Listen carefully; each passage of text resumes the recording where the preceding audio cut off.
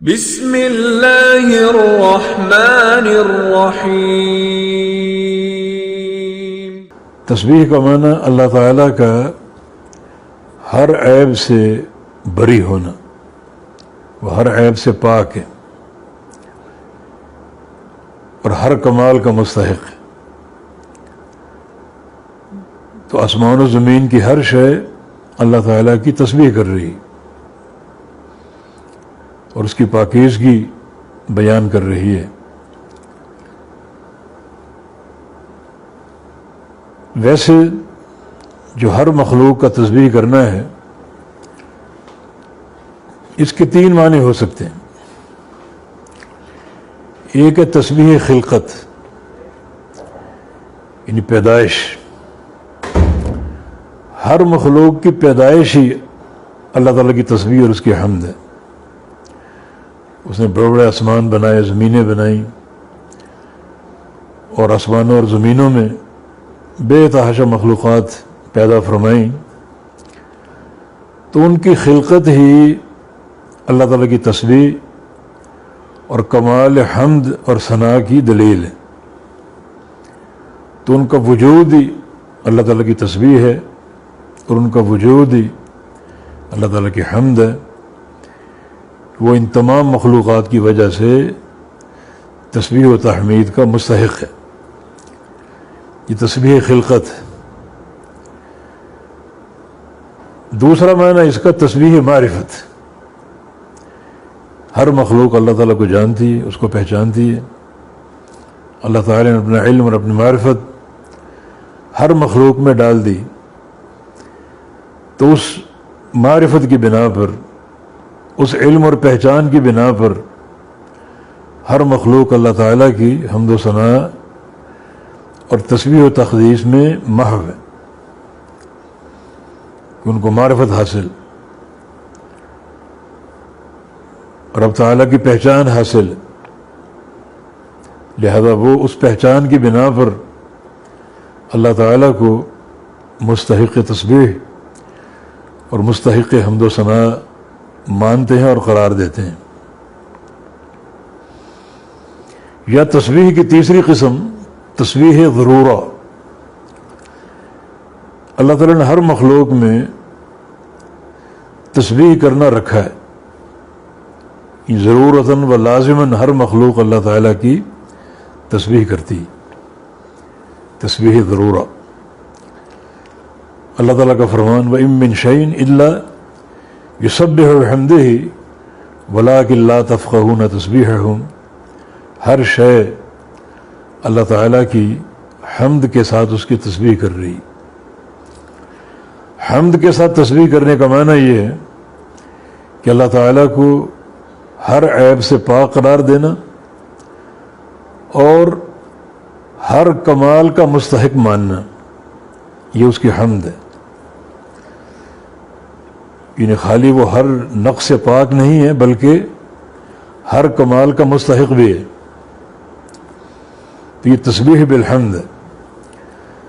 تو فرمایا کہ ہر مخلوق اللہ تعالیٰ کی تسبیح کر رہی ہے، وَلَٰكِن لَّا تَفْقَهُونَ تَسْبِيحَهُمْ، مگر تم ان کی تسبیح کو سمجھ نہیں پاتے۔ تسبیح کا یہ نظام انسانوں کو بھی دیا گیا، مگر انسانوں میں کچھ لوگ تسبیح کرتے ہیں اور اکثریت تسبیح سے غافل، بلکہ منکر، بلکہ طرح طرح کے شرک اور کفر میں مبتلا ہے۔ تو یہ انسان صاحب عقل و فراست ہونے کے باوجود اور اشرف المخلوقات ہونے کے باوجود اس کا مقام جانوروں سے بھی گر گیا، بلکہ جمادات سے بھی گر گیا۔ ہر ریت کا ذرہ، ہر پانی کا قطرہ، ہر درخت کا پتا اللہ تعالیٰ کی حمد و ثنا کر رہا ہے اور اس کی تسبیح کر رہا ہے، مگر ہر انسان نہیں کر رہا۔ بیشتر لوگ منکر، اللہ تعالیٰ کے معاند اور اس کے دین کے مخالف اور اس دعوت کو ٹھکرانے والے۔ تو اس لحاظ سے تسبیح کے امتحان میں انسان ہار گیا اور یہ درختوں کے پتے جیت گئے، ریت کے ذرے جیت گئے، پانی کے قطرے جیت گئے اور انسان کو بچھاڑ دیا، تو یہ ایک انسان کا انتہائی ذلت کا شکار ہونا ہے۔ لقد خلقنا الانسان فی احسن تقویم، ہم نے انسان کو بڑی اچھی خلقت میں پیدا کیا، اور ثم رددناہ اسفل سافلین، اور پھر اس کو ہم نے پستیوں اور ذلتوں میں دھکیل دیا، اس لیے کہ وہ رب تعالیٰ کو پہچان نہ سکا اور اس کی توحید کو سمجھ نہ سکا اور اس کی عبادت کا حق ادا نہ کر سکا۔ مگر وہ بندے جو اللہ تعالیٰ کو پہچانتے ہیں اور اس کی تسبیح و تحمید کو سمجھتے اور جانتے ہیں اور اس کی حمد و ثنا کرتے ہیں، یقیناً وہ انسان اللہ تعالیٰ کے مقربین میں اور کامیاب بندوں میں شمار ہوتے ہیں۔ بڑے ان کے درجات ہیں، بڑے ان کے فضائل ہیں اور بڑی ان کی فضیلتیں ہیں۔ تو بہر کیف یسبح للہ ما فی السماوات و ما فی الارض، اللہ تعالیٰ کی تسبیح کر رہے ہیں۔ یسبح مضارع کا صیغہ ہے، یعنی گرامر کے اعتبار سے۔ اس سے قبل سورہ صف گزری ہے، اس میں سبح للہ ہے، ماضی کا صیغہ ہے۔ ماضی کا تعلق گزشتہ زمانے سے ہوتا ہے اور مضارع کا تعلق زمانہ حال اور زمانہ مستقبل سے ہوتا ہے۔ تو یہ دونوں صیغے، یعنی ماضی کا صیغہ اور حال کا صیغہ اور مستقبل کا صیغہ، اس بات کی نشاندہی کرتا ہے کہ اس کی حمد اور تسبیح ہر وقت جاری اور قائم ہے۔ زمانہ ماضی میں بھی تھی، زمانہ حال میں بھی ہے اور زمانہ مستقبل میں بھی رہے گی، قیامت تک اس کی تسبیح کے، تحمید کے اور حمد و ثنا کے، ذکر کے ڈنکے بجتے رہیں گے۔ بلکہ بعض صورتیں امر کے صیغے کے ساتھ ہیں، جیسے سبح اسم ربک الاعلی، یہ سبح امر کا صیغہ ہے اور امر بھی یہ حال کا معنی دیتا ہے، تسبیح کر، یعنی اس وقت کر، فوری کر، اس میں بھی حال کا معنی ہے۔ تو مانا اللہ تعالیٰ وہ ذات ہے جس کی تسبیح و تحمید ہر دور میں ہے، ماضی میں ہوتی رہی اور زمانہ حال میں ہو رہی ہے اور مستقبل میں ہوتی رہے گی اور قیامت تک ہوتی رہے گی۔ اور تسبیح و تحمید یہ دونوں جو اللہ تعالیٰ کی صفات ہیں، اس کا تسبیح سے متصف ہونا، حمد سے متصف ہونا، یہ اللہ تعالیٰ کی بڑی پسندیدہ صفات ہے۔ اس میں ساری توحید مضمر ہے، یعنی توحید کی دو قسمیں ہیں، ایک منفی اور ایک اثباتی۔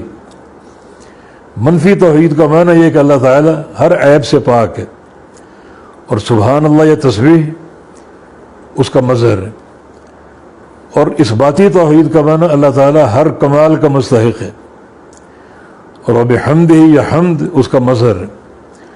تو پوری توحید ان دو صفات میں مضمر۔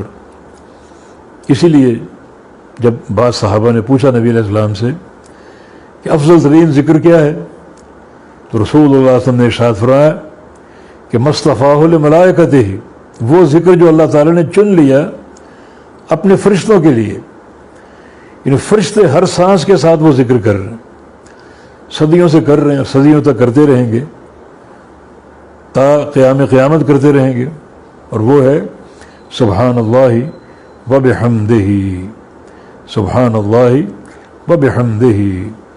تو سبحان اللہ میں تسبیح ہے اور وبحمدہ میں تحمید اور حمد ہے۔ تو اس کی تسبیح اور اس کی تحمید یہ ذکر اللہ تعالیٰ نے ملائکہ کو دیا اور بڑا افضل ذکر ہے۔ نبی علیہ السلام کی ایک حدیث ہے کہ جو بندہ صبح کے وقت سبحان اللہ بحمدہ 100 بار پڑھ لے، سبحان اللہ بحمدہ 100 بار پڑھ لے، تو حطت عنہ خطیئتہ ولو کانت مثل زبد البحر، تو اس کے سارے گناہ مٹا دیے جائیں گے، چاہے وہ گناہ سمندر زمینوں کے پانی کے وزن کے برابر کیوں نہ ہوں۔ جتنا اس زمین میں پانی ہے اور ظاہر خشکی سے زیادہ ہے، اس پانی کو جمع کر لیں جو اس کا وزن بنے گا، اتنے گناہ اگر ہوں تو 100 دفعہ سبحان اللہ بحمدہ کہہ دے تو اللہ تعالیٰ اس کے سارے گناہ معاف کر دے گا۔ ہاں یہ واضح ہو کہ یہ گناہ صغیرہ ہے، کبیرہ نہیں، یعنی صغیرہ گناہ سارے معاف ہو جائیں گے۔